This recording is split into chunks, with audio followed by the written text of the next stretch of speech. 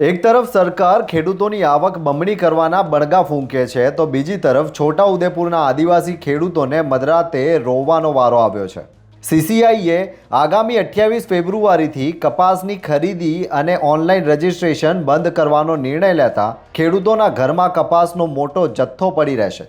8,060 રૂપિયાના ટેકાના ભાવ મેળવવા માટે ફાંફા પડી રહ્યા છે અને હવે ખેડૂતોએ ના છૂટકે બજારમાં ઓછા ભાવે કપાસ વેચવો પડશે।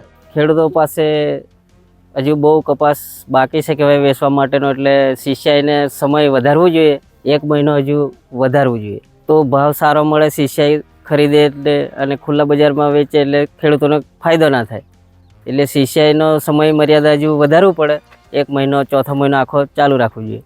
આદિવાસી સમાજનો મોટો તહેવાર હોળી માથે છે ત્યારે જ સરકારના અણઘડ નિર્ણયથી ખેડૂતો અને જીન મજૂરોની દિવાળી જેવી હોળી બગડશે।